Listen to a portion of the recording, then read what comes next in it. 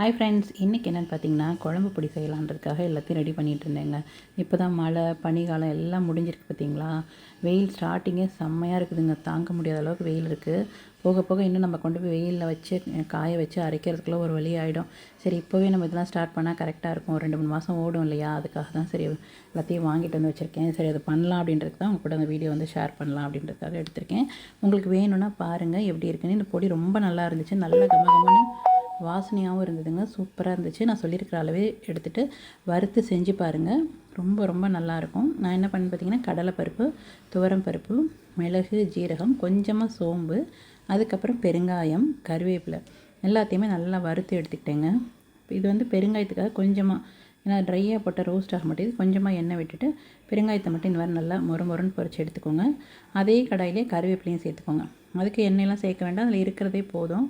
நல்லா கையில் இப்படி உடச்சி விட்டிங்கன்னா நல்லா அப்படி உடஞ்சி வரும் பவுட்ரு மாதிரி. இந்த அளவுக்கு இருந்தால் போதும். ஏன்னு கேட்டிங்கன்னா, திரும்ப நான் வெயிலில் வேறு காய வைக்க போகிறேன். அதனால் இந்த அளவுக்கு தான் வறுத்துக்கிட்டேன்.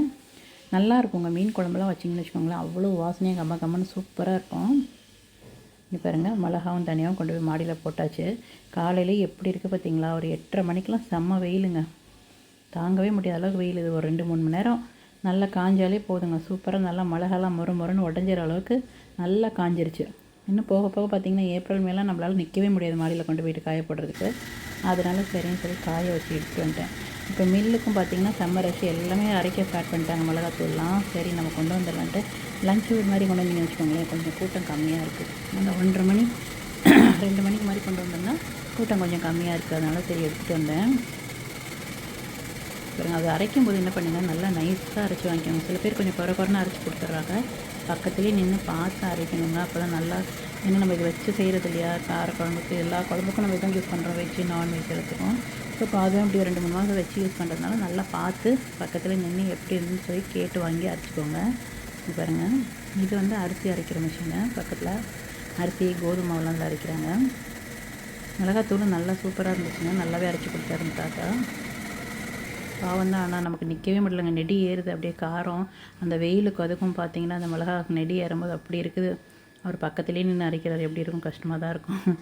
பார்த்திங்கன்னா நல்லா அரைச்சி கொடுத்தாரு. ஆனால் இது என்னென்னா, நம்ம அரைச்சி வாங்கிட்டு வந்த உடனே வந்து அது பேப்பரில் போட்டு காய போடணுங்க.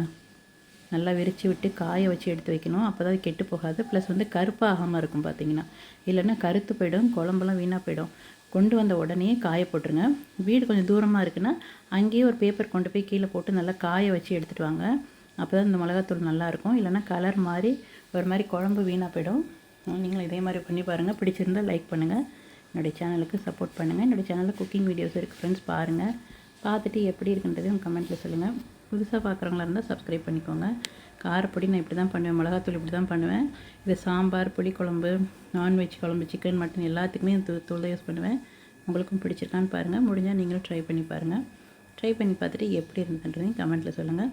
மறக்காமல் சப்ஸ்கிரைப் பண்ணிக்கோங்க. தேங்க்யூ.